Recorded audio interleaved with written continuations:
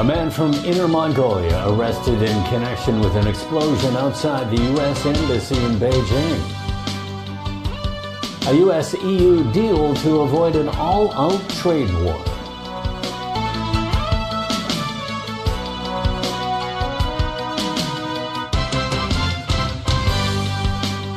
Good evening. An explosion occurred outside the U.S. Embassy in Beijing at around 1 o'clock this afternoon, leaving a young man injured in his hand.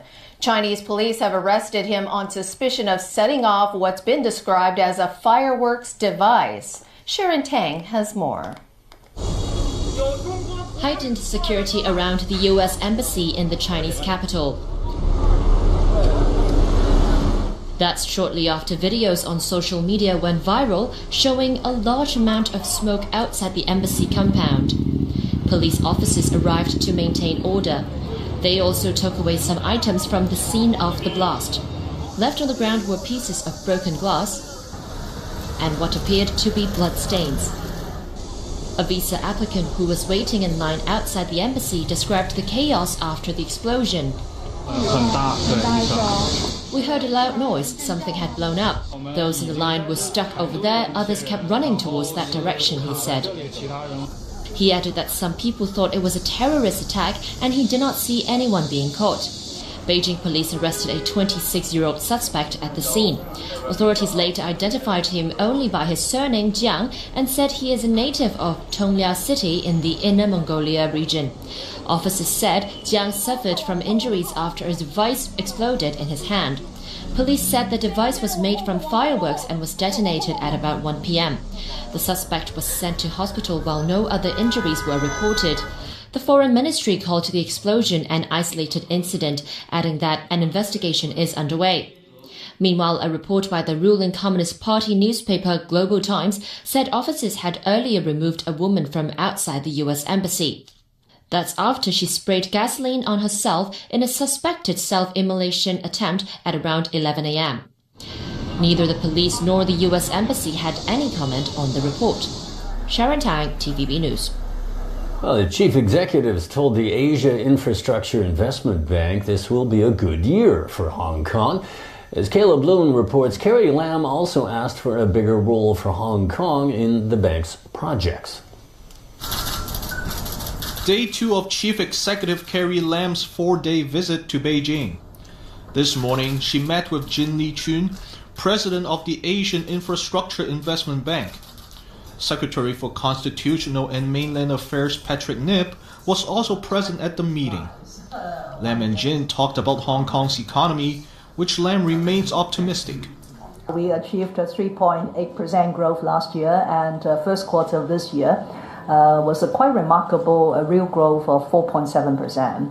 Of course, now with a bit of uncertainty arising from the trade war, we will have to be very vigilant on the impact. But generally, I still believe 2018 will be a very good year for Hong Kong. The SAR earlier pledged to donate $10 million to help the bank's low-income members to plan for projects. Jin Liqun welcomed the contribution and appreciated the territory's strong support. Lam said the donation shows Hong Kong is pleased to support the bank's mission. But apart from offering money, she also hopes Hong Kong can enhance its participation in the bank's projects. U.S. President Donald Trump and European leaders pulled back from the brink of a trade war. They agreed to open talks and tear down trade barriers. As Alan Booknia reports, the agreement was vague and negotiations are sure to be contentious. Donald Trump's meeting with European Commission President Jean-Claude Juncker comes amid growing concerns about a trade dispute over automobiles. European Union leaders are trying to talk Trump out of imposing tariffs on imported cars and auto parts. In a hastily called White House Rose Garden appearance, Trump said he would refrain from imposing tariffs as they launch negotiations to cut other trade barriers. We agreed today, first of all, to work together towards zero tariffs, zero non-tariff barriers, and zero subsidies on non-auto industrial goods. Europe is prepared to work with all like-minded partners to create new opportunities and to improve the global system itself. This is why I came to Washington today, not to give unsolicited advice, but to offer increased cooperation. Trump said the EU agreed to move to import more American liquefied natural gas, pharmaceuticals, medical products, and soybeans. Soybeans is a big deal. And the European Union is going to start almost immediately to buy a lot of soybeans. They're a tremendous market. Buy a lot of soybeans from our farmers. The news will come as a relief to American soybean farmers who are faced with steep tariffs from their biggest market as the trade war between the U.S. and China escalates. The tone between the two leaders was much friendlier than in the past, when Trump referred to the EU as a foe and Juncker called tariffs on steel and aluminum stupid. As I've said many times, trade wars have no winners. They only leave scarce. And tariffs will not protect national security. They will only undermine economic security. The two leaders said the talks will also seek to resolve U.S. tariffs on steel and aluminum and Europe's retaliatory duties. Alan Bookniat, TVB News. President Xi Jinping says the world is facing a choice between cooperation and confrontation, remarks critical of escalating U.S. tariffs. Xi was speaking ahead of the annual BRICS summit of emerging economies. The leaders of Brazil, Russia, India, and South Africa are also expected to attend. Just hours before Xi's speech, U.S. President Donald Trump accused China of vicious tactics on trade. South African President Cyril Ramaphosa also expressed concern about the rise in unilateral measures that are incompatible with World Trade Organization rules. Ladies and gentlemen. To a heated exchange between the U.S. Senate and the Secretary of State on issues concerning North Korea and Russia. That's when Mike Pompeo admitted Pyongyang is still producing nuclear bomb fuel. First, Democrats and Republicans grilled Mike Pompeo on where Trump is in the process of getting North Korea to give up its nuclear program.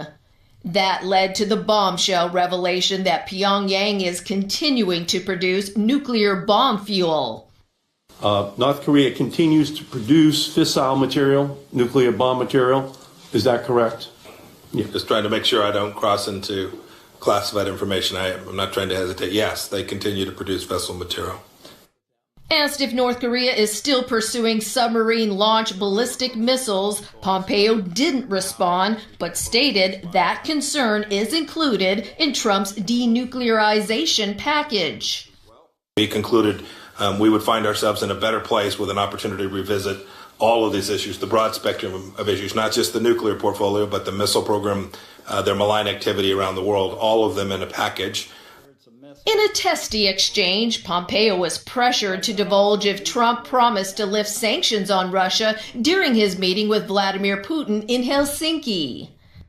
Did he tell Putin that I'll release or ultimately relax sanctions? Senator, I'm telling you what he had a conversation with Vladimir Putin about, and I'm telling you what U.S. policy is today. I understand, Senator, I understand the game that you're playing. With all due respect, I don't appreciate you characterizing my questions. My questions is to get to the truth. We don't know what the truth is. Pompeo continued to defend Trump's controversial decision to meet with Putin in private for 2 hours. Is there a strategy to this, or is it what is it that causes the president to purposely create distrust in these institutions and what we're doing? Senator, presidents are permitted to have conversations with their cabinet members that aren't repeated in public. I owe the president the capacity for him to have conversations with him. Meanwhile, Trump's national security advisor says in a statement the president has put off his next summit meeting with his Russian counterpart until next year. John Bolton says Trump believes a second meeting with Vladimir Putin should take place after Special Counsel Robert Mueller's investigation into Russian interference in the 2016 election is over. Just last week, the White House said Trump had directed Bolton to invite Putin to visit Washington in the fall.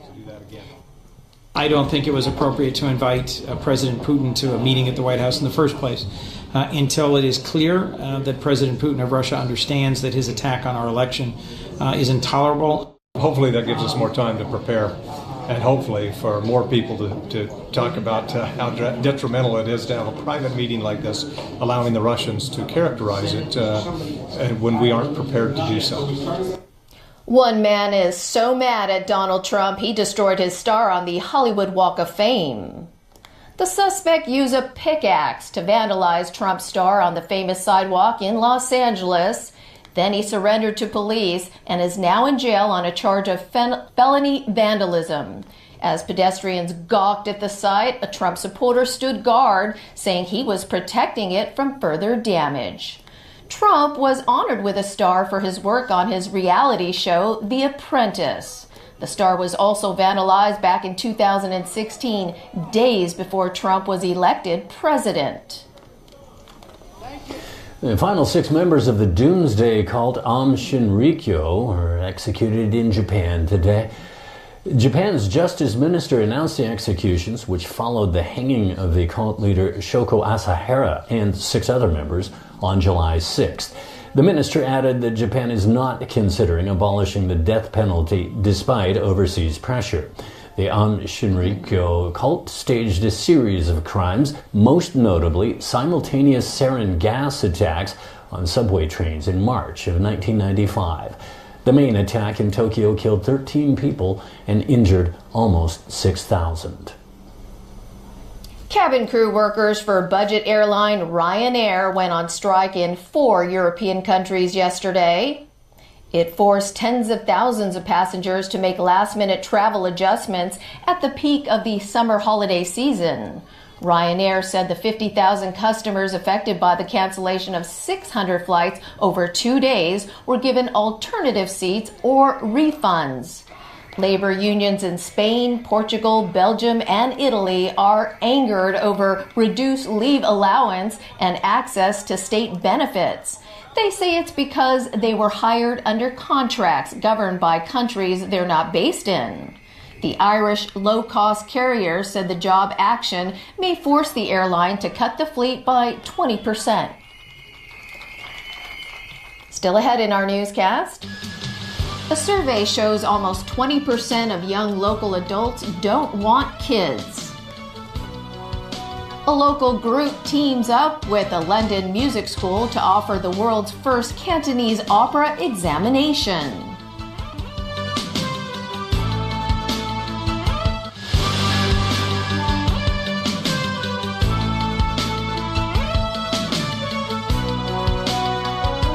Welcome back to TVB News. A new survey suggests almost 20% of young adults in Hong Kong don't want to have children.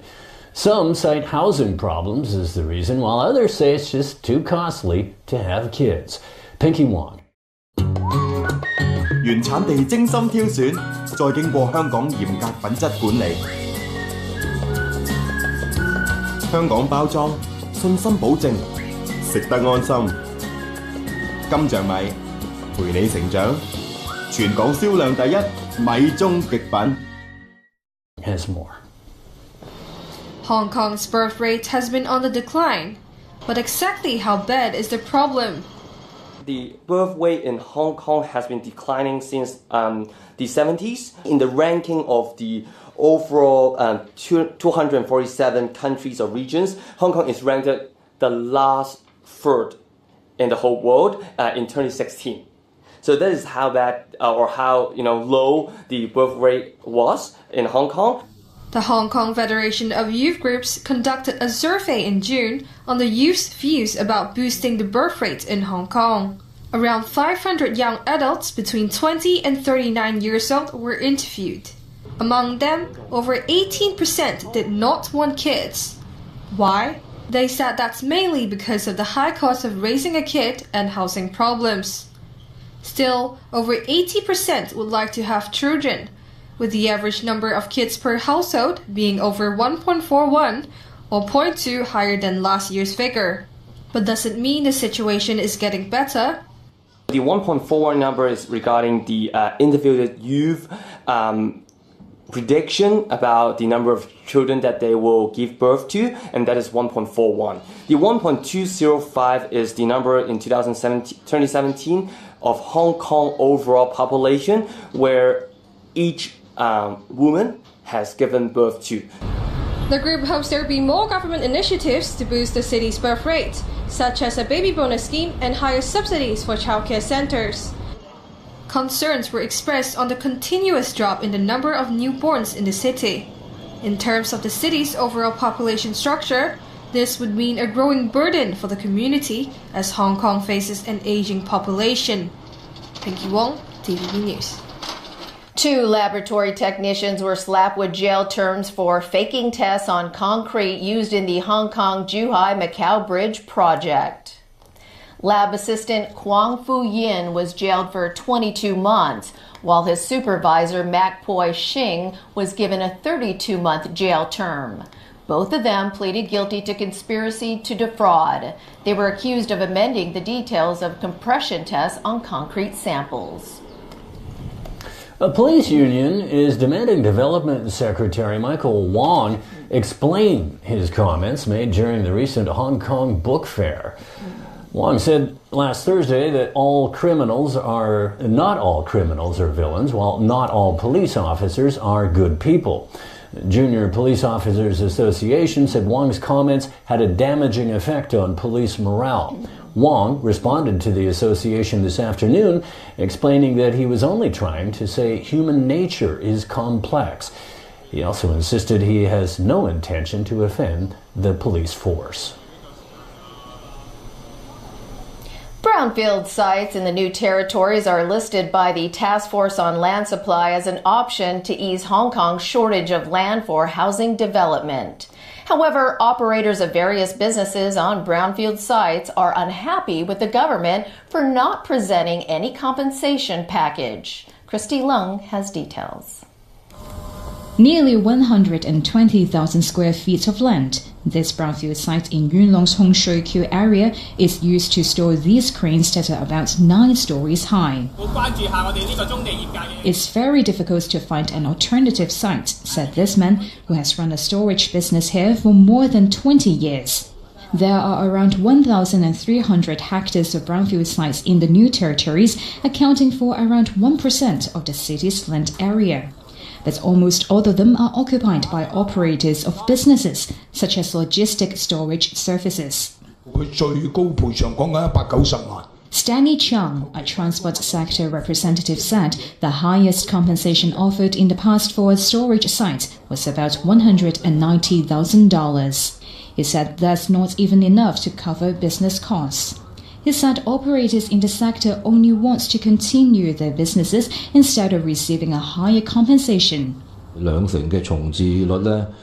Yi Kok chairman Kenneth Lau said he understands the city's need to enhance housing supply. However, he added that it doesn't mean site operators' interests should be sacrificed. Christy Lung, TVB News. The world's first ever Cantonese opera examination will take place this year, another historical moment after it was listed as a UNESCO Intangible Cultural Heritage in 2009. That's after the Hong Kong Association of Cantonese Opera Scholars signed an agreement with the University of West London's London College of Music today. The exam will be held in Hong Kong twice each year, with the first one starting this December. Candidates will be assessed in 4 areas such as dialect and sight singing. The college's director explains why such partnership is established. We want students, candidates for the assessment, to have really consistent and reliable artistic judgments given to them, particularly in the arts and arts education. We can't single-handedly invent everything ourselves. We have to work together. And that's our news.